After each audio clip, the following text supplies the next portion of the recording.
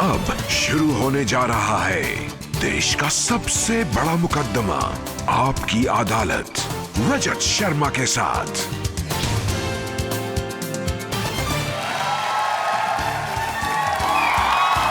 नमस्कार,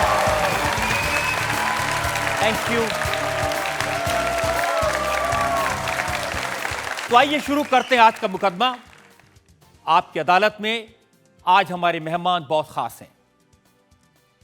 जब लोग निराश होते हैं, हैरान होते हैं, तो ये लोगों को हंसाते हैं, लोगों की जिंदगी में खुशियों के रंग भरते हैं। Please welcome one and only comedy के बादशाह कपिल शर्मा।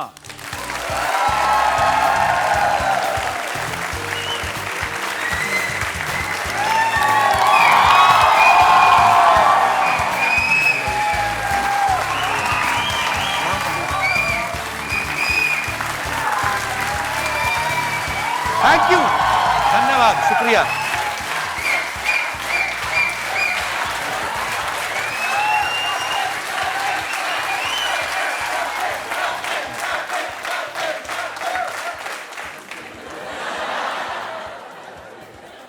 तो ये तालियां बजती रहनी चाहिए। मैं आमंत्रित कर रहा हूं हमारे आज के जज को। हमारे आज के जज बहुत खास हैं, संगीत के बहुत बड़े कदरदान हैं, राइटर हैं, ओलंपियन हैं। मैं आमंत्रित कर रहा हूं राजा रणधीर सिंह को।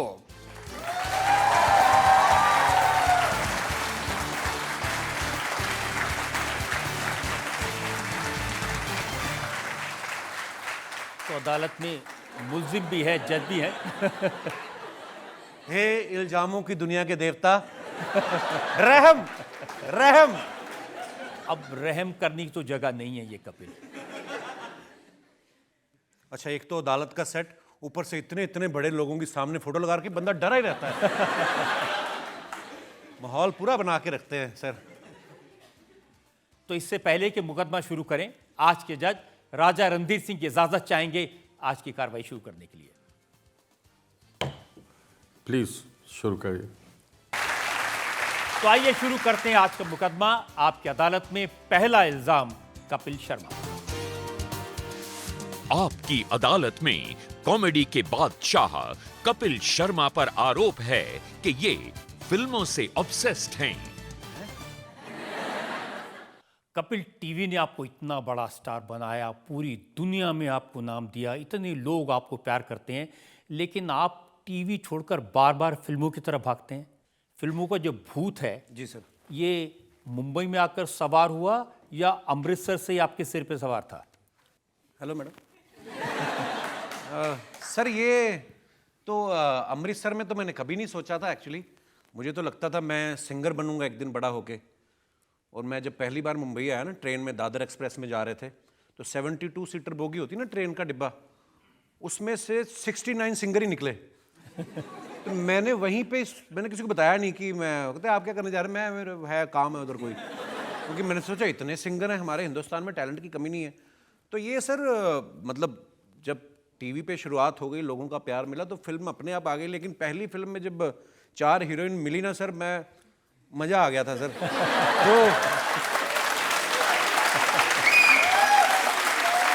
तो फिर मुझे लगा कि जो हीरो हीरोइन आते हैं मेरे थोड़ी देर के लिए मेरे शो पे, मैं इधर उनके साथ ना मस्ती मजाक कर रहा हूँ, क्यों ना अपनी खुद की 4 हीरोइनें तो हर फिल्म में, पर उसके बाद अगली फिल्म में एक ही मिली। इस फिल्म में वैसे ही मेरे को इतनी टेंशन है बच्चों को पालने की, नौकरी की, वो वाला रोमांस नहीं हुआ जी सर उसके बाद। लेकिन आप ये बताना भूल गए कि अमृतसर में एक फिल्म की शूटिंग में गए थे आप जी, सनी देओल को देखने के बहाने। हाँ जी। और वहां धक्के दे के बाहर निकाल दिया था। नहीं, धक्के नहीं पड़े थे, बहुत ज्यादा धक्के पड़े थे। हुआ क्या यार, मेरे को आदत नहीं है, मैं 2 मिनट, मेरी बीवी ने कहा था कि रजत जी का शो इतना पॉपुलर है, सेक्सी बनकर जाना। एंट्री मेरी हो गई है, अब मैं बताता हूँ वो हुआ क्या सर। तो मेरे पापा की ड्यूटी लगी थी वहाँ पे, वो पुलिस में थे, तो उन्होंने कहा कि गदर फिल्म की शूटिंग हो रही है सनी देओल की, तुझे पार्टिसिपेट करना तो आजा। तो सीन था अमरीश पुरी साहब और अमीषा पटेल जो हैं वो पाकिस्तान जाने लगते हैं और अमीषा पटेल वहीं पे रुक जाएंगी और अमरीश पुरी साहब निकल जाएंगे। अच्छा, हम लोग उस समय ये 97 की बात है शायद, है ना, या 96 की बात है शूटिंग की। तो बड़ा शौक मुझे, तो वहाँ पे ना वो आपको दे देते थे बड़े बड़े बर्तन कि लगे कि देश का बंटवारा हो रहा है और अलग अलग लोग भाग रहे हैं। मैं कैसे कैसे करके डैडी को बोल के, तो बिल्कुल सीढ़ियों से ना अमरीश पुरी साहब और अमीषा पटेल मेरे बिल्कुल आगे थे।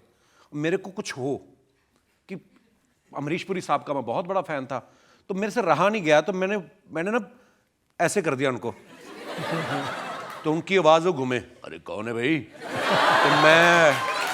मैं ना उसके बाद, अच्छा मुझे तो कहानी पता नहीं थी वो फिल्म की क्या है, वो तो फिल्म देखने के बाद पता चलेगी। अमीषा पटेल हर बार छूट जाएं, अमरीश पुरी साहब ट्रेन पे चढ़ जाया करें। मैं कहा यार ये हीरोइन हर बार ट्रेन ही नहीं चढ़ा जा रहा है इससे। बाद में पता चला कि उनका सीन ही यही था। तो हाँ सर, वो फिर मैंने गदर फिल्म देखी सर, कहीं आता पता नहीं था मेरा। तब मैंने सनी पाजी जब आए, मैंने उनको बताया किस्सा, बड़ा वो हंसे, कहते अच्छा तू वहाँ पे था। हालांकि सनी देओल आए ही नहीं थे अमृतसर, उनका एक डुप्लीकेट ही कर गया एक दो सीन ना, वो खाली वो मशाल लेके उनको ढूंढना, तो पीछे से शॉट लिए थे। तो सन्नी पाजी आए नहीं थे, हमें देखने को भी नहीं मिला, धक्के अलग से पड़े, सीन अलग से कटा, बेइज्जती अलग हुई। तो ठीक है, पर समय समय की बात है। अब बताओ आप।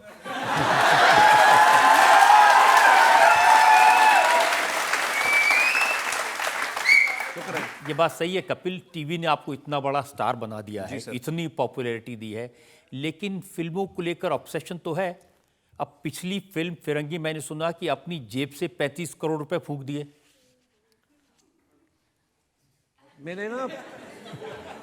मेरे बड़े ताऊ जी अब इस दुनिया में नहीं, वो हमेशा एक बात कहते थे, कहते गरीब आदमी के पास ज्यादा पैसे आ जाए ना तो वो भी हजम नहीं होते। वो थोड़ा आ गया था, बैंक बैलेंस खुजली हो रही थी, तो मुझे लगा कि लगा देते हो। वो मैंने दिल से बनाई थी फिल्म, और उस प्रोसेस को बड़ा एंजॉय किया। पर हाँ, के तमाशा देखा। हाँ जी, मैंने देखा जी। वो भी बड़ी स्क्रीन पे जाके देखा। पर ठीक है सर, मुझे लगता है इंसान गलतियां कर करके सीखता है। और पर हाँ, फिल्में मैं करता रहूँगा सर। और ऐसा नहीं है कि, मतलब मैं आपको सच्ची बताना चाहता हूँ, बड़ा हम्बल होके साल की 10-12 फिल्में मुझे ऑफर होती हैं। वैसे वो अलग बात है, मैं कर नहीं पाता हूँ, बहुत बिजी होता हूँ। और दुनिया बड़ी भेड़ चाल में मैंने देखा बिलीव करती है। ये फिल्म का सीरियस ट्रेलर आया, इसके बाद मुझे सीरियस 9 फिल्में आ गई। मैं कहा आज तक तो मुझे सीरियसली लिया नहीं था किसी ने। तो पर हाँ, जो दिल को अच्छी लगेगी मैं जरूर करूंगा सर आगे भी। लेकिन इस फिल्म का नाम ऐसा क्यों है, जैसे पास्ता कोई किस्म हो या कोई प्लांट हो? इस फिल्म का नाम वाकई ज़्विगैटो है। जैसा आपका कंसर्न है, ऐसे अक्षय पाजी भी आए थे, कह रहे तेरी फिल्म आ रही है, तेरे नूडल आ रहे हैं। मैं क्या वो, हाँ इसका नाम थोड़ा मुश्किल हो सकता है लेने में, लेकिन अगर आप फिल्म देखेंगे तो बड़ी बड़ी अपनी देसी कहानी है, अपने हिंदुस्तान की नहीं बल्कि मैं कहूँगा कि यूनिवर्सली। जब पैंडेमिक में बहुत सारे लोगों की नौकरियां गईं, तो उन बहुत सारे लोगों में से एक ये किरदार है मानस का, जो मैंने निभाया इसमें। सो आई एम श्योर लोगों को पसंद आएगी।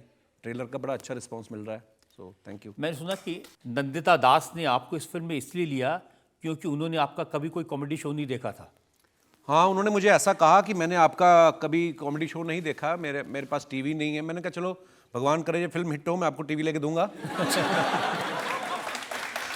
नहीं मतलब मजाक कर रहा हूँ। टीवी, हाँ वो टीवी नहीं देखती हैं, बहुत कम देखती हैं।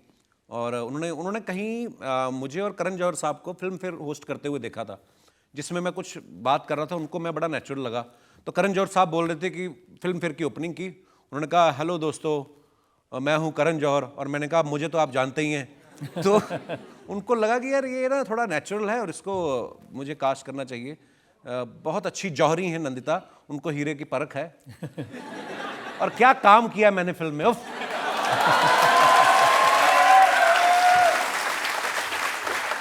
लेकिन कपिल, नंदिता दास एक सीरियस फिल्म मेकर हैं, सीरियस डायरेक्टर हैं, आप कॉमेडियन हैं, तो कौन रास्ता भटका? रास्ता सर कोई नहीं भटका। मतलब अब पता क्या है, देखो हम इंसान हैं, हमारे अंदर सारे इमोशन हैं। कभी हम खुश होते हैं, कभी हम उदास भी होते हैं, अपसेट होते हैं, तो सारे मूड हैं अंदर। और मुझे लग रहा है कि ये जो कॉम्बिनेशन है ना, तो इसने सबका ध्यान खींचा पहले तो, कि नंदिता दास और कपिल शर्मा एक साथ क्या कर रहे हैं। सो पर हाँ, वो कामयाब रहा हमारा एक्सपेरिमेंट, मतलब जो लोगों के लिए एक्सपेरिमेंट था।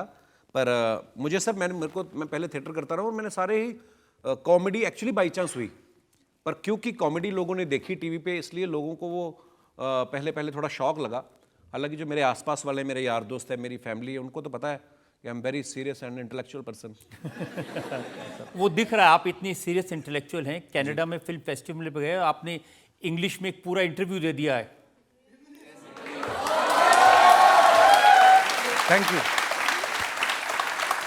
मैंने पूरा हाथ खोला उधर। मैंने कहा 2 दिन का फेस्टिवल, मैं घर चला जाऊंगा, उसके बाद गोरी समझती रहे मैं क्या बोल के गया हूं। हालांकि बड़ा अच्छा इंटरव्यू रहा, और सर वहां तो फिर भी चल गया। चलो कनाडा ये में रिचार्ज कहाँ से किया? इंग्लिश का वो हो जाता है सर। मैं ना अपने लोगों के साथ इंग्लिश बोलने में डरता हूं।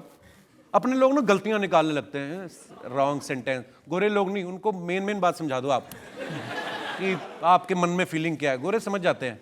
मैं तो सर मेन तो था जब साउथ कोरिया गए, उनकी इंग्लिश मुझे लगता था मेरी इंग्लिश वीक है, उनका तो बेड़ा ही गर्क था। मतलब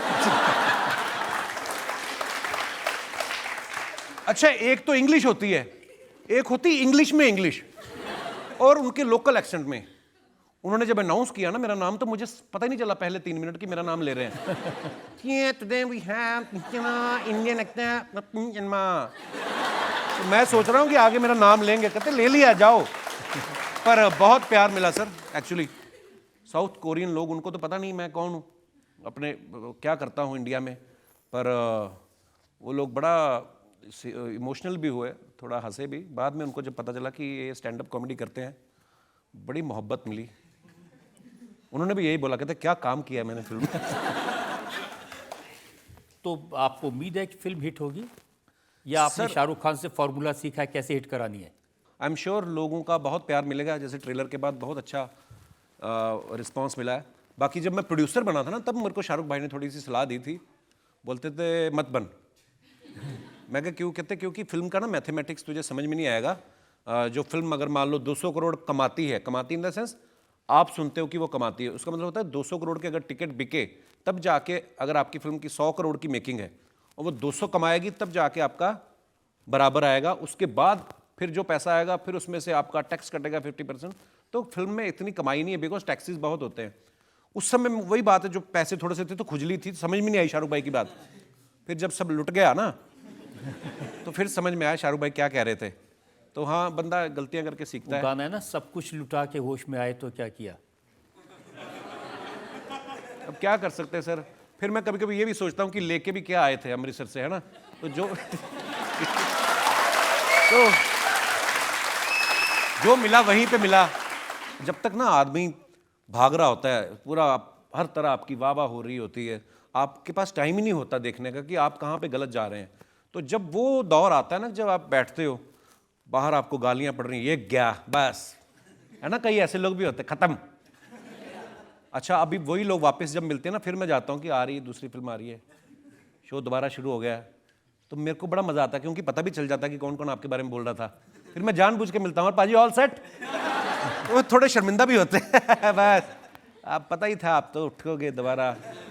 मगर साले सब सुनी मैंने तेरी बात। यही लाइफ है सर, मजे हैं बस। जनता में से जो लोग उनसे सवाल पूछ लेते हैं। सर मेरा सवाल ये है कि आप सबका मजाक उड़ाते हैं। अच्छा जी। लेकिन आपने आज तक कभी किसी न्यूज़ चैनल का मजाक नहीं उड़ाया। क्या कभी आप उनसे सर क्या आप उनसे डरते हैं? सॉरी, क्या आपको उनसे डर लगता है? न्यूज़ तो सर, न्यूज़ का कैसे मजाक कोई बना सकता है। न्यूज़ तो कितनी अच्छी होती हैं, हमें कितना कुछ सीखने को मिलता कपिल, है। आप कुछ कहना चाहते हो तो कह लीजिए, मैं कुछ नहीं कहूंगा। पक्का सर? तो ऐसा है,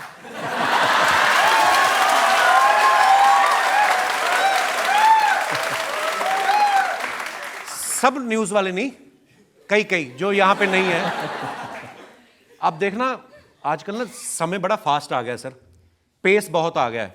फॉर एग्जांपल क्रिकेट के 5-5 दिन के मैच होते थे, वनडे आ गए, 2020 आ गए। वो फॉर्मेट जो है न्यूज़ में भी आया, म्यूजिक में भी आया। गाने भी पहले 6-6, 7-7 मिनट के होते थे, 2-2, 2.5 मिनट के हो गए। न्यूज़ में भी आया। आजकल आप देखो बहुत सारे न्यूज़ चैनल हैं, देश तो वही है, खबरें तो वही ले दे के आती जितनी। तो पहले तो जब प्रोग्राम का नाम रख लेते 60 मिनट में 60 खबरें। प्रोग्राम तो बना लेते हैं ऐसा, उसके बाद खबरें तो होती लिमिटेड। तो शुरू कहां से करते हैं? भारत के प्रधानमंत्री मिले अमेरिका के राष्ट्रपति से, उसी खबर के 5 टुकड़े कर देते हैं। बाइडेन ने किया गर्मजोशी से मोदी जी का स्वागत, एक ही खबर है। मोदी जी से मिलकर खुश हुए बाइडेन, फिर वही खबर है। बाइडेन भी खुश हुए मोदी जी से मिलकर, खबर वही है। 60 खबरें बोलनी है ना 1 मिनट में। अब 40 बार तो घुमा फिरा के एक खबर सुना दी। 45वीं खबर तक आते आते खबरें खत्म हो गई। फिर नॉर्मल खबरें शुरू हो जाती हमारे जैसी। राष्ट्रपति से बात शुरू करके 45वीं न्यूज कैसी हो जाती है? मिर्जापुर में औरत ने काटा पति का कान।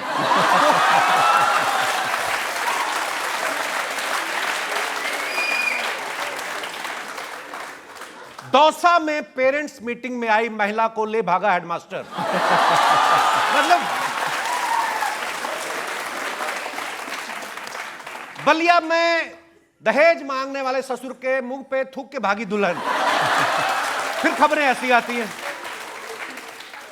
वाराणसी में शराब पी के आए दूल्हे ने मचाया हड़कंप। मतलब शुरू आपने बाइडेन से किया, फिर तो ऐसा होता है कभी कभी, पर बड़ा मजा आता है ऐसी खबरें सुन के भी। मतलब ऐसा मजाक नहीं है, पर होती हैं सर ऐसे। लेकिन कभी कभी ऐसी भी खबरें आती हैं कि किसान ने सूअरों को भगाने के लिए हनी सिंह का गाना सुनवाया। ये आपने सुनी न्यूज ना? देखो सर आप, ये किसी हिंदी पेपर में मैंने भी पढ़ा था, तो उन्होंने लिखा कि हाँ किसान अपनी फसलों को जंगली जानवरों से भगाने के लिए चला रहे हैं हनी सिंह के गाने। उन्होंने ये नहीं बताया कि उसके पीछे जो ग्रूव होता है म्यूजिक, मतलब उनका हैवी म्यूजिक होता है, तो वो सुन के उनको शायद हाँ। पर देखो आप कैसी कैसी खबरें आती हैं। वाह।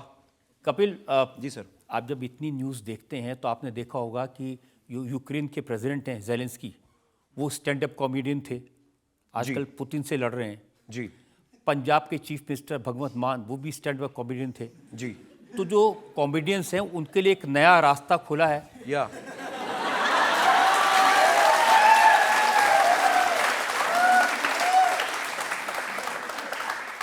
बिल्कुल सर। तो आपकी भी ऐसी कुछ न्यूज़ आएगी किसी दिन? सर मुझे ऐसा लगता है कि जब आदमी ना पॉलिटिशियन बन जाता है, वो थोड़ा सीरियस पता नहीं क्यों हो जाते हैं सर सारे। नहीं, अब राहुल गांधी सीरियस तो नहीं है। अब मोदी जी तो कहते हैं ना कि राहुल गांधी कपिल शर्मा को कंपटीशन देंगे। हैं, ऐसा कहा उन्होंने? वाओ। पर मुझे लगता है कि हाँ सर, मैं हैं मेरे को ना सर, मेरे को ऐसे अच्छा लगता है कि मैं हंसी मजाक करता हूँ लोगों के साथ, मस्ती करता रहूँ। मुझे लगता है कि जब आप अगर पॉलिटिशियन बन जाते हैं ना, तो आपको भी तो एक तो सफ़ेद कुर्ता आपको बड़ी टेंशन में डाल देता है ना आदमी। आप कभी सर देखना, अभी अब आप, मैं कॉमेडी करता हूँ, मैं जिस मर्जी अपने तरीके से है ना बात करता हूँ। मैंने आज तक किसी भी देश के किसी भी प्रधानमंत्री को इतने रिस्ट्रिक्ट हो जाते, वो ऐसे भी नहीं कर सकते। मतलब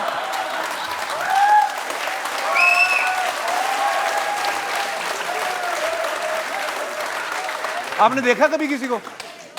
मेरी वाली जिंदगी बड़ी इजी है, कुछ भी हुआ तो हाँ सर आई एम ओके या प्रधानमंत्री कभी किसी देश का हो तो वो थोड़ी ना ऐसे कर सकते हैं कि दोस्तों। तो मुझे लगता है कि हम जो काम कर रहे हैं शायद वो ठीक है, लोगों के चेहरे पे मुस्कुराहट ला रहे हैं, तो बाकी वक्त का कोई पता नहीं। यानी आप अच्छा काम करें, करते रहिए। एक और सवाल जनता से। मैं ये प्रश्न पूछना चाहती हूँ, आपके शो में बड़े सेलिब्रिटीज़ आते हैं, अमिताभ बच्चन जी आए, शाहरुख खान जी, सलमान खान जी, सबने आपको एक सलाह दी पर आपने मानी नहीं। अच्छा जी। सबने आपको सलाह दी कि शादी मत करना कपिल, लेकिन आपने वो सलाह नहीं मानी। अच्छा, खुद वो करके बैठ गए, मुझे रोक रहे हैं। मैं क्यों मानूं? मैंने की शादी, मुझे बड़ा मजा आया। क्यों ना करें भाई शादी, और अच्छी चीज़ होती। मैं आपको सही बताऊं, मतलब ये तो खैर हम लोग हंसी मजाक करते हैं, क्योंकि कहीं ना कहीं हमें ये भी लगता है कि यार हमारी बीवी है, हम लोगों का रिलेशन ऐसा होता है कि पता है हंसी मजाक करेंगे, ये कभी गुस्सा नहीं करेगी, तो ये रिलेशन बड़ा ब्यूटीफुल होता है। मेरी लाइफ में तो बड़ा चेंज आया मैम शादी करने के बाद, और लाइफ एक्चुअली बदल गई, बिल्कुल बहुत खूबसूरत हो गई है। सो मैं तो सभी को सलाह दूंगा कि जिन्होंने अभी तक शादी नहीं की वो ज़रूर करें, और जिनकी हो चुकी वो एक और करें। आई मीन सॉरी, गलती से, पर हाँ करनी चाहिए ज़रूर। लेकिन कपिल, शादी होने के बाद भी ये फ्लर्ट करने की हिम्मत कहाँ से आई? यार ऐसी बात थोड़ी, पंजाबी करते हैं फ्लर्ट। अभी चाइना वाले देखो कितनी जनसंख्या है, वो पंजाबी हैं। ऐसी बात नहीं है सर, पता नहीं कुछ खूबसूरत हीरोइन आती ना, मैं करता नहीं, मेरे से हो जाता है, मतलब, पर वो इतना ही होता है वो कैमरे के सामने ही। वैसे मैं बड़ा शर्मीला हूँ। पहली फिल्म भी जब की ना मैंने, तो मेरे से ना, मैं बातों बातों में रोमांस जितना मर्जी करा लो। वो जब उन्होंने बोला ना, अब्बास मस्तान साहब ने, कहते ये तुम्हारी वाइफ है, अब पहले दिन सेट पे आप जाओ, घबराहट होती ना किसी की बहू बेटी को सीधा आप हक करो, पहले दोस्ती हो तभी आदमी करे। तो मैं घबरा गया था पहली फिल्म में, अब मैं थोड़ा खुल गया हूं ना, मतलब क्योंकि घर पे रियाज हो जाता है ना, प्रैक्टिस हो जाती है। जब आपके घर पे आपकी खुद की बीवी हो तो फिर कैमरा पे आप थोड़ा और अच्छा करते हो। तो मैं, अब आप घर जाना पता चलेगा। मैंने जाना ही नहीं, मैं कल हैदराबाद जा रहा हूँ। की अदालत में अगला आपकी अदालत में कॉमेडी किंग कपिल शर्मा पर आरोप है कि इनके दो रूप हैं।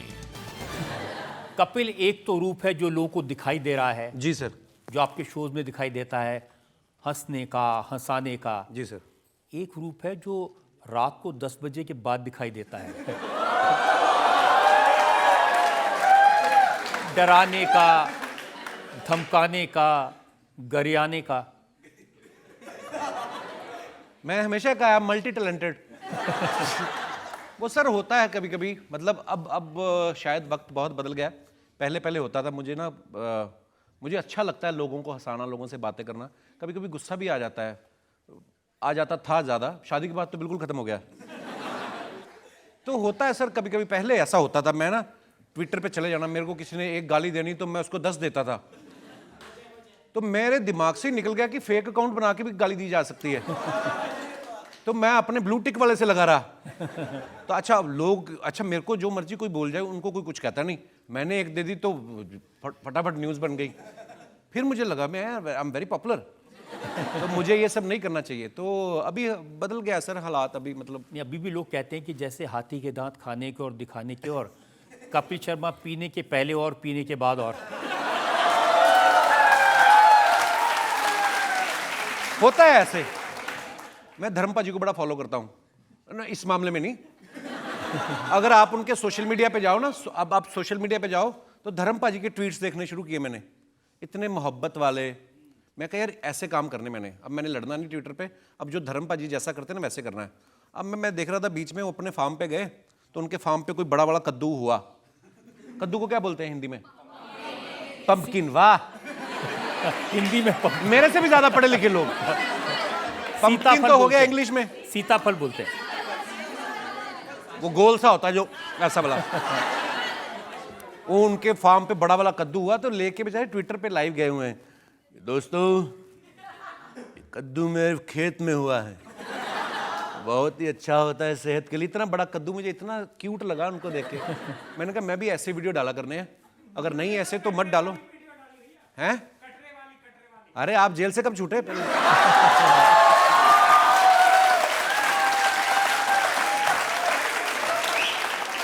पर मैं, जो मेरे से उम्र में छोटे हैं, मेरे छोटे भाई बहन, मैं आपको एक सलाह दूं, दुनिया में अगर आपको कोई बुरा भला बोलता है तो उसको इग्नोर करें, क्योंकि मोहब्बत करने वाले ज्यादा हैं। वो होते एक दो ही हैं, लेकिन ना हमें आदत है, हम लोग भी मसाला ढूंढते हैं। अगर कहीं लिखा हो ना खबर में कि 4 लोगों ने, है ना, खुशी में मनाई होली, डाले भंगड़े, हम उसको देखते ही नहीं है। दूसरी तरफ खबर आ गई ना 2 गुटों में हुई झड़प, हम झट से देखते हैं कि कौन से गुट हैं। तो नेगेटिविटी कहीं ना कहीं आपको अट्रैक्ट करती है, मसाला जो होता है। पर जितनी हो सके मोहब्बत फैलाएं। पुरानी बातें हैं सर, पहले पहले हो जाता था ऐसे। ये मोहब्बत फैलाने की बात थी। जब अनुपम खेर को आप पहली बार मिले, जी सर, तो आपने उनको सिखाया पैक कैसे बनाते हैं? नहीं सर, अनुपम सर से, क्योंकि मैं उनका बड़ा फ़ैन हूँ, तो दुबई में हमारा शो था एक, तो हमारे ऑर्गेनाइज़र ने बताया कि अनुपम खेर साहब भी यहाँ पे हैं, तो वो आपसे मिलना चाहते। तो मैं गया, तो बड़ी खुशी हुई उनसे मिलके। तो उन्होंने कहा कि आप ड्रिंक लेंगे? मैं कहा जी ये कोई पूछने की बात है। तो उसी मॉल के अंदर ही हम लोग चले गए। तो उन्होंने एक एक ऑर्डर किया, कहते मेरी तरफ से। मैं कहा ठीक है जी। 30 ml आया। तो बोलते हैं अच्छा मैं इस चीज़ को प्रमोट नहीं करता हूँ, बुरी बात होती है, पर हाँ कभी कभार चलता है, ठीक है। तो आया ड्रिंक, तो कितनी देर तक बैठे रहे। तो मेरे को भी लगा मैं पहली बार मिला हूँ, एकदम से नहीं ऐसे पैक करना। तो मैं भी बैठा हूँ और उन्होंने जिस स्पीड से ख़त्म किया मैंने भी किया। बाद में कहते एक और लेंगे। मैं मन में सोचूं कि ये कोई पूछने वाली बात है। तो उन्होंने एक और मंगाया सर, आधा उन्होंने अपना डाल लिया, आधा मुझे। कहते मैं आपकी वजह से 1.5 ड्रिंक ले रहा हूँ, मैं 1 लेता हूँ। तो मैंने कहा सर मैं आपकी वजह से 1.5 ले रहा हूँ, मैं 6 लेता हूँ। तो कपिल आपको किस किस बात पे पकड़ूं? आपने आधी रात में बच्चन साहब को मैसेज भेज दिया। मैंने सर मैं उनको बड़ा प्यार करता हूँ, पर एक बार मैंने फिल्म बनाई अपनी जिसकी हम बात कर रहे थे, फिरंगी। तो मेरा उस समय मेंटल कंडीशन ठीक नहीं था, तो थोड़ा डिप्रेशन में चल रहा था। दिन रात मेरे को लगता था कि मैं लोगों को फेस नहीं कर पाऊंगा। मैंने कहा था फिल्मों में मत जाओ। नहीं नहीं उससे पहले तो पहली फिल्म तो सुपर हिट थी सर। तो वो दूसरी फिल्म अभी रिलीज भी नहीं हुई थी, तो फिल्म का उससे कोई लेना देना नहीं था। कई बार होता है, आप थोड़े कलाकार होते हो तो कभी कभी सेंसिटिव हो जाते हो ज़्यादा। तो मेरा मन नहीं करता था किसी से मिलने का, शो भी मैंने बंद कर दिया। और फिल्म बनी पड़ी थी, सारे आपके जो आसपास टीम होती बोलते रिलीज़ करो, और किसी ने कहा कि आप बच्चन साहब से वॉइस ओवर करवा लो। मेरे को फेवर लेना अच्छा नहीं लगता है सर किसी से, पर बच्चन साहब इतने बड़े लेजेंड हैं हमारे। तो पर सो स्वीट ऑफ हिम, मैंने उनको मैसेज किया। मैंने कहा सर मैंने एक पहली बार फिल्म प्रोड्यूस की है, तो आप प्लीज़ एक वॉइस ओवर कर देंगे। सर 5 मिनट के अंदर उनका मैसेज आया कि मैं 8 तारीख को या 9 को फलाने स्टूडियो में अपनी एक फिल्म के लिए डबिंग कर रहा हूँ, आप अपनी टीम भेज दीजिए। तो मेरा मतलब होता ना कि यार इतने बड़े आदमी हैं, वो चाहते तो ना भी रिप्लाई करते। सो और मेरे में भी हो सकता शायद ना हिम्मत आती, तो मेरे 2 लगे हुए, तो मैं कर दिया मैसेज। ये जो मुझे मैसेज भेजा एक बार आधी रात को भी 6 लगा के भेजा था। सर उसमें अगर स्पेलिंग मिस्टेक थी तो फिर हो सकता है, अगर उसमें स्पेलिंग मिस्टेक नहीं थी। पर मैं सर को मैं बताना चाहता हूँ कि सर किस मैसेज की बात कर रहे हैं। एक बार मैं इंडिया टीवी पे न्यूज़ देख रहा था, हमारे हिंदुस्तान के ही पंजाब के एक सरबजीत सिंह, वो पाकिस्तान की जेल में थे। तो वो देख के ना मैं इतना इमोशनल हो गया, मेरे को कुछ सूझा नहीं कि मैं क्या करूं, क्योंकि न्यूज़ इंडिया टीवी पे आ रही थी। तो रजत सर इज सो काइंड, मैंने उनको मैसेज लिखा। मैं कहा रजत सर आप इतने पावरफुल आदमी हैं, आप कुछ करते क्यों नहीं, आप उनको छुड़वाते क्यों नहीं। तो अच्छा ये भी इतने स्वीट, इन्होंने भी वापस रिप्लाई किया कि वी आर ट्राइंग। सो ऐसा भी होता है, हमेशा ये नहीं कि मैंने मतलब इमोशनल होकर ट्विटर पे लड़ाई हूँ, कभी कभी वो दिल भी ऐसा हो जाता है सर। पर आप बड़े प्यारे हैं सर, आपने रिप्लाई भी किया, थैंक यू। बच्चन साहब की बात कर रहे थे, वो आधी रह गई थी, आप थोड़ा पी के फिर उनको स्टूडियो में मिलने पहुंचे। मुझे एक्चुअली ड्रिंकिंग प्रॉब्लम कभी नहीं रहा, एंग्जाइटी का प्रॉब्लम हो गया था, जिसकी वजह से मुझे ऐसा लगता था कि मैं किसी के सामने नहीं जा पाऊंगा, मैं बात नहीं कर पाऊंगा, मैं स्टेज में माइक नहीं पकड़ पाऊंगा। तो जब बच्चन साहब ने बोला कि मैं सुबह आ रहा हूँ, तो क्योंकि मेरी फिल्म की वॉइस ओवर के लिए आ रहे थे, तो मेरा फ़र्ज़ बनता है कि मैं जाके उनका वेलकम के लिए खड़ा रहूं। पर क्योंकि मैं फिर बाहर नहीं निकल पाता था घर से, अवस्था उस समय ऐसी थी, तो मुझे लगा कि चलो 2 ले लेते हैं, अब पहुंच जाते हैं बच्चन साहब के। तो सुबह की बात है सर, वो 8 बजे पहुंच गए, और हमारी शादी नहीं उस समय हुई थी, लेकिन गिन्नी बड़ा साये की तरह रही है, मेरे साथ चली गई। और बच्चन साहब अंदर डबिंग कर चुके थे। जब मैं पहुंचा तो उन्होंने बोला कि वो हो गई है, अब वो अपनी फिल्म की कर रहे हैं। तो मैंने कहा मुझे बच्चन साहब से मिलकर थैंक यू बोलना है। तो उनके स्टाफ ने कहा कि अभी वो बिज़ी हैं, तो कोई बात नहीं आप जाइए। उन्होंने बोला कि कोई बात नहीं। तो अब हमारे भी लगे हुए थे, मैं कहा चाहे वो 2 साल बाद आए, मैं इधर ही बैठा हूँ। तो उन्होंने मैसेज भेजा कि आइए अंदर। तो मैं जाके उनके पैर छुए और बोला कि सर थैंक यू। और फिर वो थोड़ी पंजाबी वाली बात आई, मैं कहा पाजी ਤੁਹਾਡੀ बहू। तो बच्चन साहब देखे सडनली, गिन्नी को पहली बार देखा उन्होंने, वो भी सुना नहीं था। पर हाँ सर वो मेरे लिए इसलिए मेमोरेबल था कि फिर मैंने मैसेज करके उनसे माफ़ी भी मांगी। मैंने कहा सर सॉरी, मुझे ऐसे नहीं आपके सामने आना चाहिए था। फिर उन्होंने हिंदी में एक बड़ा अच्छा मैसेज लिखा कि जीवन संघर्ष जो है, जीवन जो है चुनौतियों का ही दूसरा नाम है, तो आप उठ के दोबारा खड़े होइए, सो अच्छा, आई थॉट उन्होंने कहा कि पीते रहिए, चुनौती करते रहिए। नहीं सर, उन्होंने बड़ा अच्छा मैसेज भेजा, और जब इतना बड़ा लेजेंड कोई आपके बारे आपको ऐसा प्रोत्साहन देता है, तो सारी चीज़ें मिलके आपको खड़ा होने में मदद करती हैं। सो वाकई में अच्छी बात है। जी जी सर। लेकिन अब मैंने सुना है कि रात को 10 बजे के बाद आपकी वाइफ अपना फ़ोन अपने पास रख लेती हैं, आपका फ़ोन उनके पास। ये स्टेटमेंट मैं थोड़ी सी करेक्ट करना चाहूँगा मिलॉर्ड। रोज़ 10 बजे के बाद नहीं, जब कभी कभी मेरे 11:30 बजते हैं ना तो वो फिर अपना फ़ोन, वो सियानी है थोड़ी, उसको पता है कि ये फिर कोई ना कोई पंगा कर देगा, तो इसीलिए मैं कह रहा था शादी कर लेनी चाहिए। आप सोशल मीडिया पर पोस्ट करते रहते हैं और वो डिलीट करती रहती हैं। नहीं, अब मैं नहीं करता हूँ। हाँ, पहले से कर देता था। पहले हर मुद्दे पे मुझे घुसने की आदत थी, किसी मुद्दे पे अपने विचार पेश कर देने, कोई मांगता भी नहीं था। तो फिर मैंने सोचा यार कोई मेरे से पूछ भी नहीं रहा है, मैं फालतू में क्यों ऐसे अपने आप ही मुश्किलें आप इकट्ठी कर लेते हो कभी कभी अपने लिए। पर अब नहीं सर, अब बहुत चेंज है लाइफ में। 2 बच्चों के बाद एक जिम्मेदारी भी आप पे आती है। फिर लगता है कि यार मेरे बच्चे और 3-4 साल बाद ये यूट्यूब पढ़ने लग जाएंगे, तो ये देखेंगे हमारा बाप ऐसा है। तो मैं थोड़ा पुराने वीडियो सर मेरे यूट्यूब से डिलीट करा दो किसी तरीके, जो पुरानी खबरें हैं। लेकिन इस बात को कैसे डिलीट करा दूं? आप कहते हैं कि मेरी शादी नहीं होती अगर मैं पीता नहीं।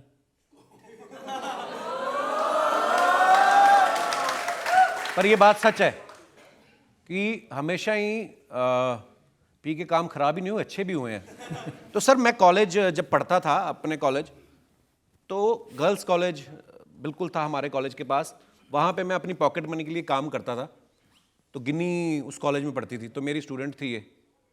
तो ये थी बीए फर्स्ट ईयर में, बीकॉम फर्स्ट ईयर में, और मेरी ग्रेजुएशन हो चुकी थी, मैं पीजी कर रहा था। I am post graduate. तो मैंने कहा जी, मैं अपनी प्रिंसिपल को बोला कि मुझे काम करने दें आप दूसरे गर्ल्स कॉलेज में, मैं प्ले करवाऊंगा जाके, तो मेरे को 4 पैसे मिलेंगे। तो मेरे को मतलब अच्छा लगता था अपने लिए अपनी पॉकेट मनी निकालना। तो गिन्नी ना सर, हम 2 लोग थे, मैं, मेरा दोस्त था एक, और 3 लोग भी, एक म्यूज़िक वाला था मेरा फ्रेंड। तो हम लोग रोज़ रिहर्सल करने के लिए जाते थे, तो वो सैंडविच लेके आती थी सिर्फ मेरे लिए। तो मेरा दोस्त कहता है ये ना लड़की गिन्नी तेरे को लाइक करती है। मैं कहा नहीं यार, उसकी गाड़ी देख कितनी बड़ी है, और मेरे स्कूटर की फोम निकल रही बाहर। तो मैं कहा ऐसा नहीं हो सकता। कहता नहीं हो ना हो, तुझे लाइक करती है। तो एक बार हम कॉलेज रिहर्सल के बाद ख़त्म करके घर यार दोस्त बैठे हुए, और बस 2-3 माहौल बना हुआ था, तो उसका फ़ोन आ गया। तो मेरे में कभी हिम्मत नहीं हुई सर, मेरे एक रिकॉर्ड है, मैंने कभी आज तक किसी लड़की को प्रपोज ही नहीं किया, मेरी हिम्मत ही नहीं होती। टीवी पे मैं जो मर्जी करूं, पर उस पर ये थोड़ा आदमी शेर होता है ना, तो मैं कहा तुम कहीं मुझे पसंद तो नहीं करती? तो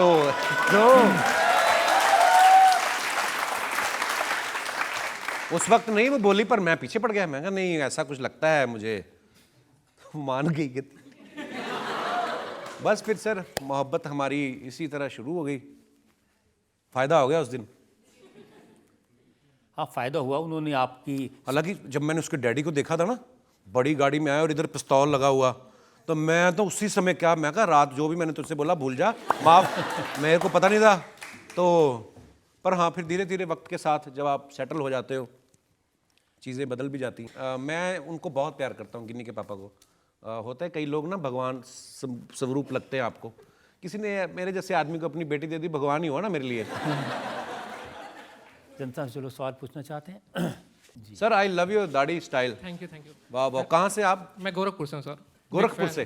Yeah. अच्छा, मुझे लगा बीहड़ से। अच्छा जी। सर कहते हैं नशा शराब में होता है तो नाश्ती बोतल, और लोग आपको दोष देते हैं, तो इस पे आपका क्या कहना है? आप खाली पूछ रहे हैं कि मंगवाने वाले हैं?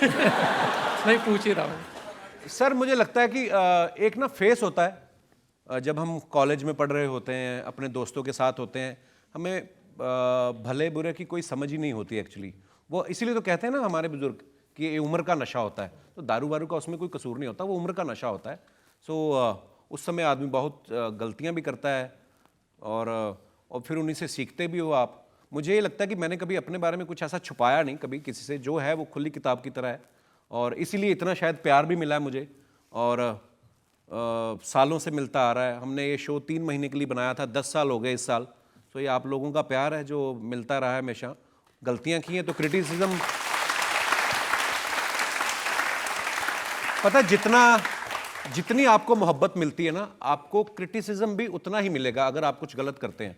तो जहाँ पे गलत था वहाँ पे लोगों ने क्रिटिसाइज भी किया, पर हाँ वही है कि आप अपनी गलतियों से सीखें, सेम गलती दोबारा ना करें, नहीं करें, डिफरेंट वेरिएशन लेके आए गलतियों में। तो वो मुझे लगता है सर, जब तक सांस चलती है वो गलतियाँ होती रहेंगी, अलग अलग होनी चाहिए लेकिन रिपीट नहीं होनी चाहिए। तो प्रायोरिटीज बदल गई हैं लाइफ में, अब थोड़ा फोकस है, थोड़ा डिसिप्लिन है लाइफ में। कपिल, ये बहुत अच्छी बात है कि आप एक ऐसे दौर में थे, आपने उसको बड़े स्पोर्टिंगली लिया, हंसे उसके ऊपर, अपना भी मजाक उड़ाया, और अब आप ऐसी लाइफ पर आ गए, तो ये अच्छी बात है, इसको सब लोग अप्रिशिएट करेंगे। Thank you sir, thank you, शुक्रिया।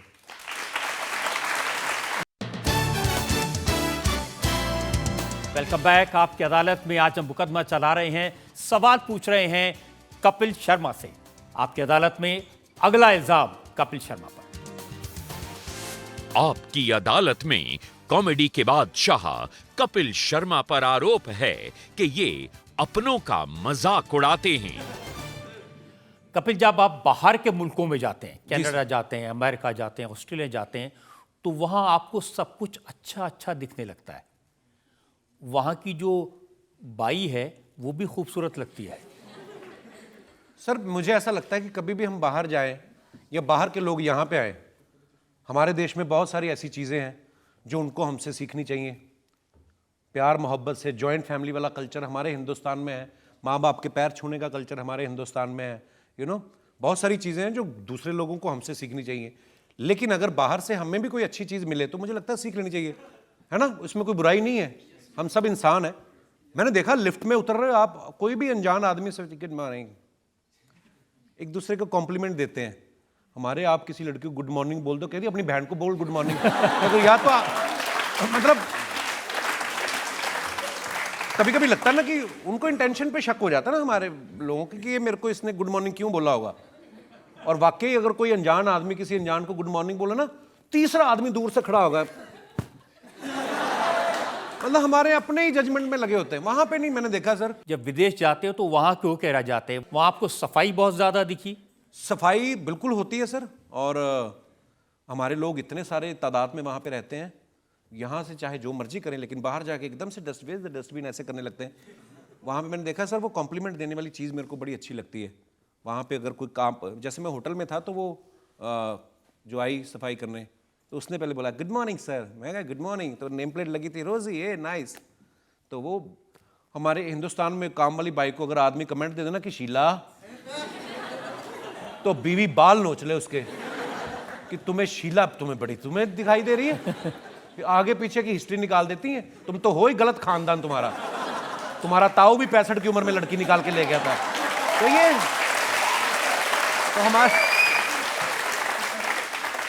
पर वहां पे हाँ कुछ चीजें अच्छी हैं। वहाँ की हर चीज़ आपको अच्छी लगने लगती है। आपने वैंकूवर लोगों को बताया कि हमारे यहाँ ट्रैफिक कैसा होता है, वैंकूवर में कैसा ट्रैफिक होता है, कितने डिसिप्लिन से वो लोग रहते हैं, और हमारे यहाँ लोग अनुशासन में नहीं रहते। बिल्कुल, कभी कभी हम लोग सिग्नल तोड़ के निकल जाते हैं लोग, जो कि नहीं करना चाहिए। हुआ क्या सर, मैं वैंकूवर में ड्राइव कर रहा था, तो मेरा दोस्त कहता आज बड़ा ट्रैफिक है, और ट्रैफिक पता कितना, ये मान लो मेरी गाड़ी का बोनट है, अगली गाड़ी वहां पे खड़ी है, मैं कहा इतना रास्ता है, बीच में रेलगाड़ी निकल सकती है, ये काय का ट्रैफिक हुआ। ट्रैफिक होता है हमारे यहाँ पे, वहां पे ना एक रूल है सर, मतलब आप सब तो ट्रैवल करते रहते हैं, पता होगा कि आप अगर गाड़ी चला रहे हैं ना, तो जो आगे आपकी गाड़ी है उसका टायर आपको दिखना चाहिए। अगर आपको टायर नहीं दिख रहा है उसका, तो इसका मतलब आप गलत है, तो आप वापस उतना डिस्टेंस रखें। हमारे तो टायर छोड़ो, कभी कभी गाड़ी नहीं दिखती आगे कौन सी है ना, कभी कभी तो नीचे से आवाज आती है, सर जी मेरी मारुति आपके फॉर्च्यूनर के नीचे आए। इतना मतलब वो एक डिस्टेंस रख के चलते हैं। आप मुंबई में आ जाओ, गाड़ियां बोनट टू बोनट ऐसा फ्रेंच किस करके चल रही होती हैं। कभी कभी तो इतनी जगह नहीं होती कि हम अपने हिसाब से मोड़ सके, कभी कभी पहला वाला मुड़ता है ना, तो हमें भी मोड़नी पड़ जाती है। तो इतना, पर हाँ वो पॉपुलेशन भी है, हमारी पॉपुलेशन भी बहुत ज़्यादा है। वहाँ मैंने सुना आपने लोगों को बताया कि भारत में तो धीरे धीरे चलो तो बार बार मिलोगे। वो सर वो एक चीज़ थी वहाँ पे जो मैंने नोटिस की, वो लोग ना अगर उन्होंने लिख दिया है, देखिए मैं रूल्स की बात करता हूँ, मैं एक पुलिस वाले का बेटा हूँ, मैं बड़ा रूल को मानने वाला बंदा हूँ। यहाँ पे अगर उन्होंने लिखा है 80 माइल्स पर आवर, तो वो लोग उतनी स्पीड से चलाएंगे। लिखा हमारे हिंदुस्तान में भी होता है, पर पता है कि हमारे हिंदुस्तानी लोग हैं ना, हमारी गवर्नमेंट को भी पता है कि इनकी साइकोलॉजी पे प्रहार करो आप। तो लिखा तो रहता है कि इतनी स्पीड इतनी, लेकिन साथ में स्लोगन जो लिखे मिलेंगे ना आपको, वो बड़े इनोवेटिव होते हैं। वहाँ बाहर ऐसा नहीं होता, बाहर लिख दिया कि 50 की स्पीड है तो 50 की। यहाँ पे लिख देते हैं 50 की, साथ में अलग से लिखना पड़ता है कि धीरे धीरे चलोगे तो बार बार मिलेंगे, ज़्यादा तेज चलोगे तो हरिद्वार मिलेंगे। ये तब नहीं, और ये तभी समझते हैं, फिर अपने लोग समझते हैं। डर डराना पड़ता है इनको। और आपने मालूम को ये भी बताया कि अगर हमारे यहाँ एक्सीडेंट हो जाए और एक्सीडेंट लड़की का हो जाए तो फिर लोग कैसे रिएक्ट करते हैं? ओह, पूरा देश इकट्ठा हो जाता है। आदमी कहीं जा रहा हो ना, मतलब लड़की अगर मान लो कहीं स्कूटी पे गिर गई, तो जो उस तरफ जा रहा है ना, सड़क के दूसरी तरफ, वो भी अपना स्कूटर खड़ा करके आ जाएगा, आर यू ओके? 50 लोग आ जाएंगे। और लड़का कहीं गिर जाए तो पीवी के चला रहा हो है, मतलब यार हम तो होता है ऐसा। आप सबने, आपने कभी ऑब्जर्व किया होगा, कभी नहीं यकीन तो आप बाहर जाकर गिर के देख लेना, कोई नहीं उठाने आएगा। लड़की गिर जाएगी तो 50 लोग आ जाएंगे। मैं आपको घर छोड़ दूं, वो अगली स्कूटी पे आई और जो बोल रहा है वो साइकिल उसका खड़ा करके आया कि तू अपना देख। पर हाँ है तो मतलब मैंने वो पूरी स्पीच आपकी देखी है अलग अलग कंट्रीज में जो आप बोल रहे हैं वहाँ पर। जी सर। यूरोप में आप अंग्रेज़ों को बता रहे हैं कि आम कैसे चूसना है।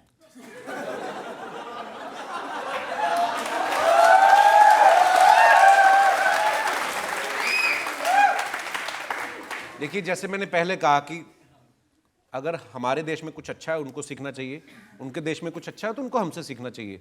उनको इंडियन लोगों से सीखना चाहिए आम कैसे खाते हैं।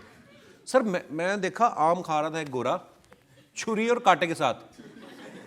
20% आम ही आता है आपके हिस्से, 80% तो फेंक देते हैं। आम चूसता है इंडियन आदमी, आम की रूह आम की रूह निकाल लेता है। आप देखना, गोरे लोग ना टाई वाई पहन के और बैठ के, this is very seasonal fruit, yes nice, it's good for your immune, तो कांटे के साथ खा रहे हैं। हमारे आदमी ऐसे नहीं खाते, टाई तो छोड़ो, वो कुर्ता भी निकाल देते हैं, बनियान में आ जाते हैं वो। फिर जो भी टंगा होता है ऐसे करके बड़ा बर्तन सामने रखेंगे, फिर आम को पकड़ते हैं वो दोनों हाथों से। पहले उसको ऐसे नरम करते हैं, है ना, और आम यूं यूं घूमता है। फिर वो उसका टोपा सा पकड़ के, फिर जो उसको चूसते हैं,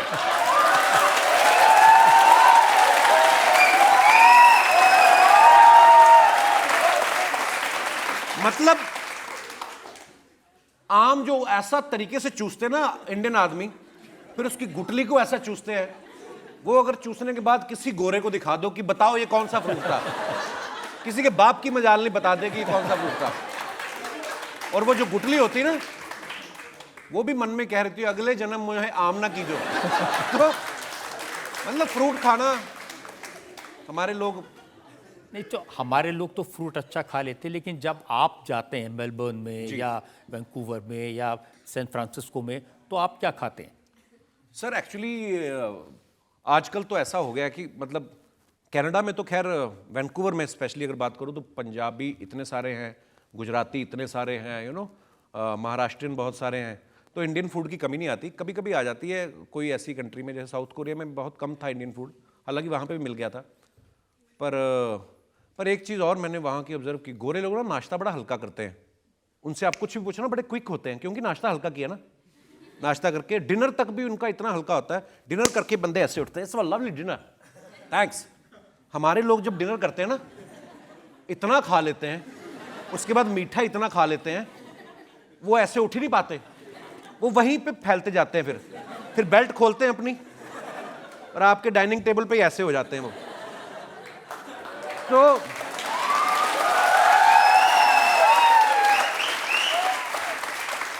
ये सिर्फ मैंने हिंदुस्तान में देखा। खाना खाने के बाद ना कहते चाय मंगा लो, थोड़ा खाना नीचे हो जाएगा। खाना कैसे नीचे हो जाएगा चाय के साथ? जो हल्का खाते हैं ना तो उनका क्विक रिएक्शन रहता है। नाश्ता करके आया हो ना आदमी, फ्रूट और सिर्फ ओट्स खा के आया हो, how Mister John, how are you? I am good man, how are you? जो आदमी यहां तक पराठे खा के आया ना, उसका रिएक्शन लेट हो जाता है, दिमाग स्लो हो जाता है। उसको पूछना पाजी क्या हालचाल है, उसको 2 मिनट तो समझ में नहीं आता है। तो अच्छा हेल्दी खाना चाहिए, तो मैं अपने वो हंसी मजाक में बोल देता हूँ।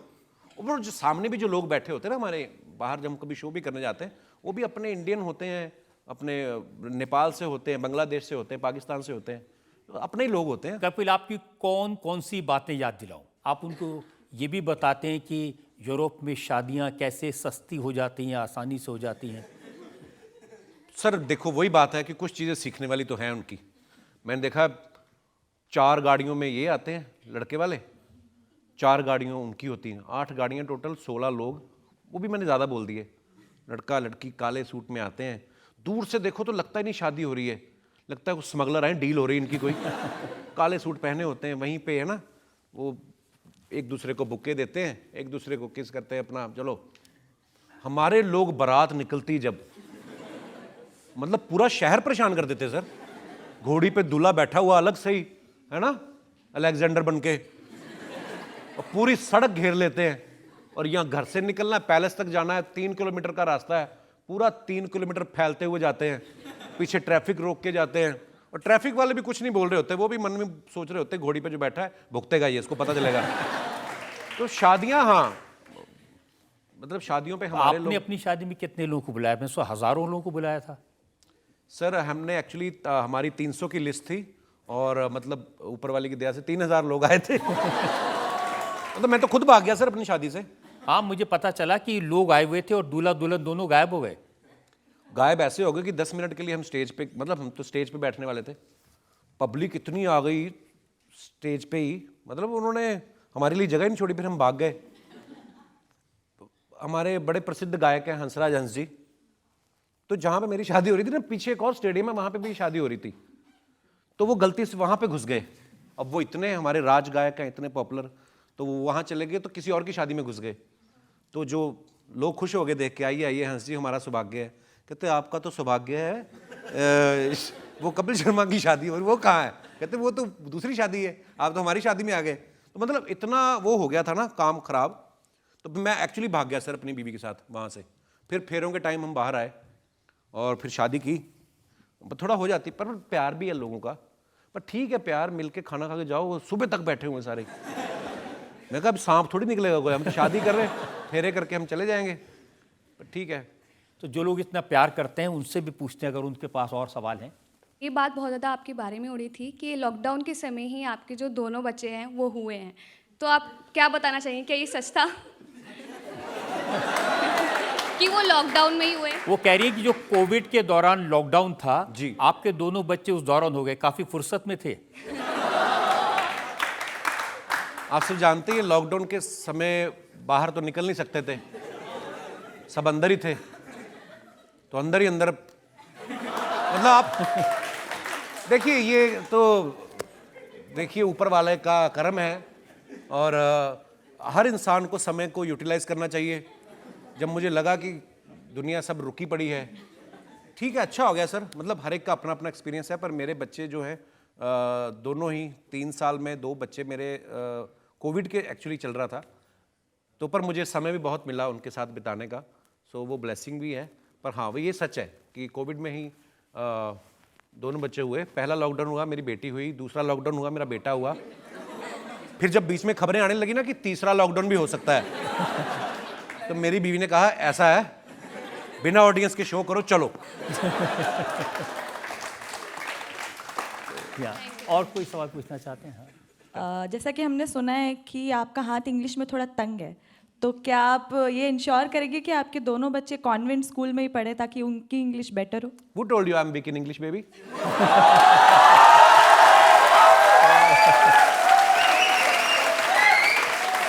We can talk in English.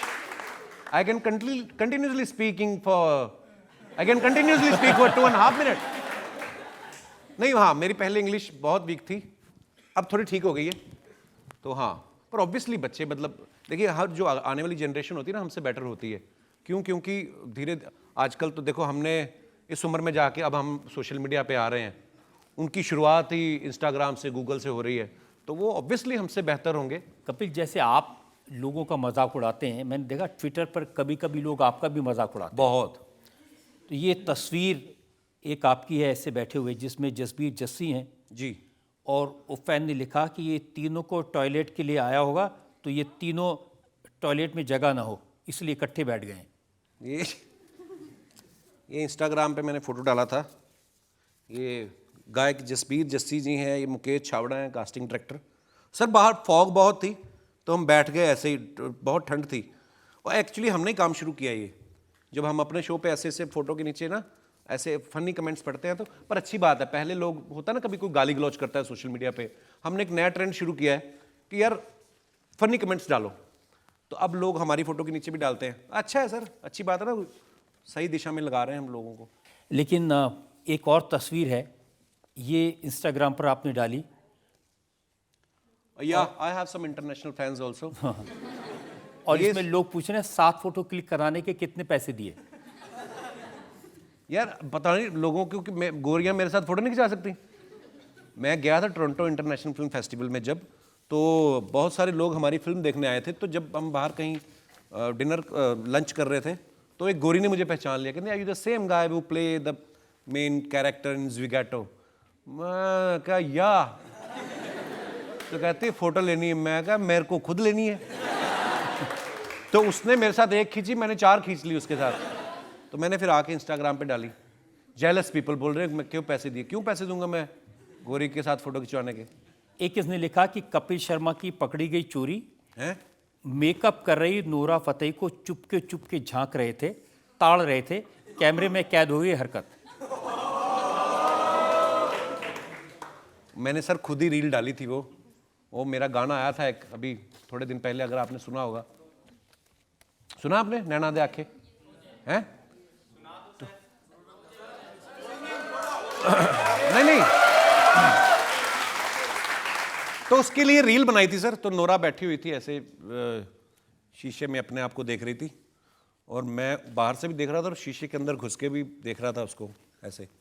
अच्छी लगती है, मतलब ब्यूटीफुल लड़की, बहुत टैलेंटेड है, बहुत टैलेंटेड है। इसलिए दो नैन तेरे दो नैन मेरे मिल मिल के हो गए चार, मैनू की पता सी प्यार तेरा नहीं प्यार सी यो वपार, प्यार दी उमर विच रू अपनी मैं कर सवा बैठा, नैना दे आखे लग लग के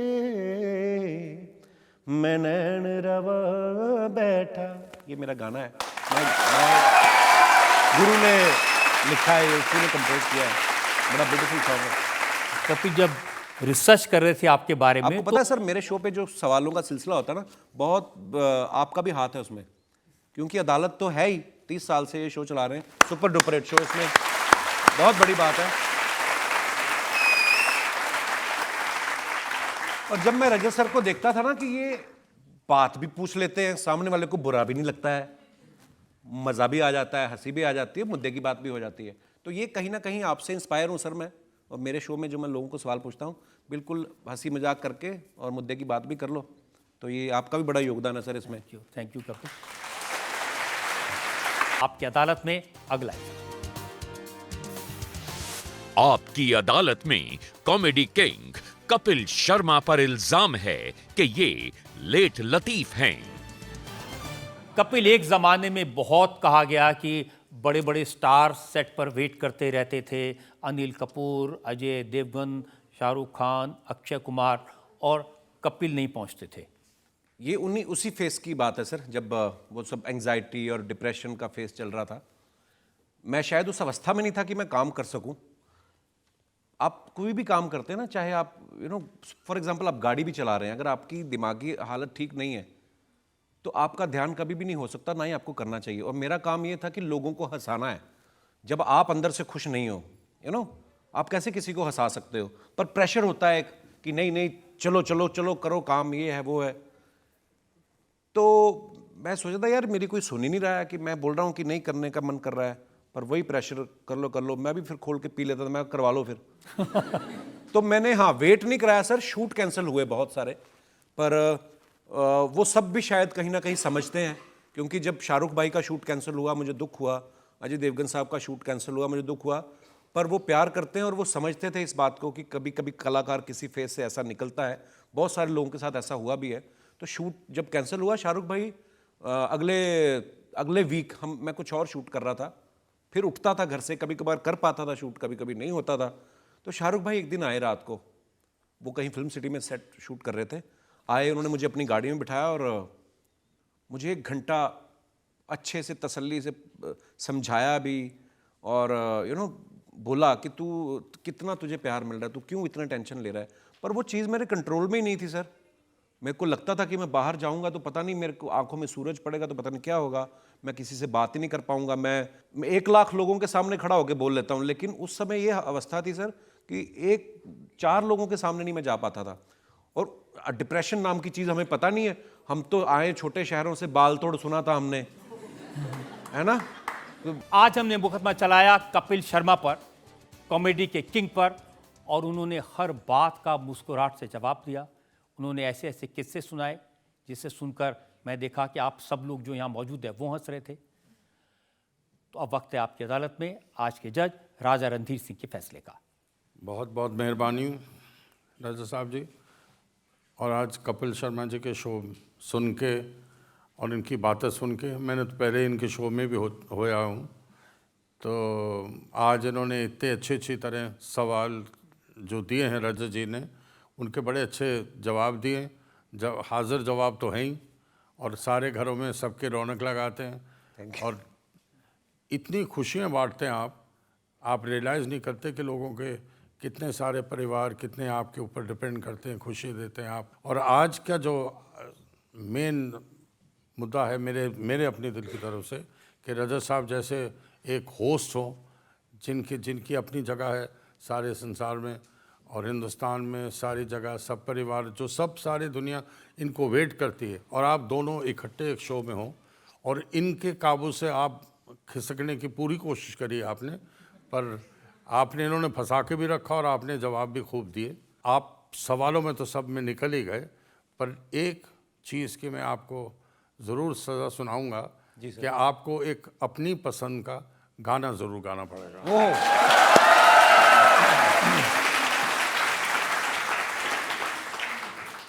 थैंक यू जज साहब, बाइज्जत बरी करने के लिए। और एक गाना मैं किशोरदा का बहुत बड़ा फ़ैन हूँ, मतलब बहुत सारे कलाकारों का फ़ैन हूँ, लेकिन एक गाना जो आप सबके लिए, क्योंकि इतने सालों से आप मोहब्बत दे रहे हैं और ऐसे ही बनाए रखिएगा अपना प्यार, तो एक गाना आप सबके लिए। तेरे बिना जिंदगी से कोई शिकवा तो नहीं, शिकवा नहीं, शिकवा नहीं, शिकवा नहीं, तेरे बिना जिंदगी भी लेकिन जिंदगी तो नहीं, जिंदगी नहीं, जिंदगी नहीं, जिंदगी नहीं। तो आप अगर हमारी ज़िंदगी में ना हो तो ये ज़िंदगी कुछ भी नहीं। बहुत बहुत धन्यवाद आपके प्यार के लिए। अब मेरी हमारे माननीय वकील साहब से एक दरख्वास्त है सर, आपने हम पे जितने भी इल्ज़ाम लगाए हमने उनके जवाब दिए, और कभी आइए हमारी गली में भी लोग देखना चाहते। अच्छा, आप रजत सर को देखना चाहते हैं हमारे शो पे? तो सर कभी, मुझे पता है आप बहुत व्यस्त होते हैं, आप पे बहुत सारी जिम्मेदारी है, पर कभी भी आप फुर्सत निकाल के आएंगे तो हमें बहुत अच्छा लगेगा। जनता का आदेश है, मैं जरूर आऊंगा। Love you sir, thank you, शुक्रिया, थैंक यू दोस्तों, इतनी मोहब्बत के लिए शुक्रिया। तो इस यकीन के साथ, शुक्रिया, इस उम्मीद के साथ कि कपिल शर्मा इसी तरह से लोगों को एंटरटेन करते रहेंगे, उनके दिल जीतते रहेंगे और लोगों के दिलों पर राज करते रहेंगे, आज का शो यहीं ख़त्म करते हैं। अगले हफ्ते आपसे मुलाकात होगी एक नई शख्सियत के साथ। तब तक के लिए नमस्कार।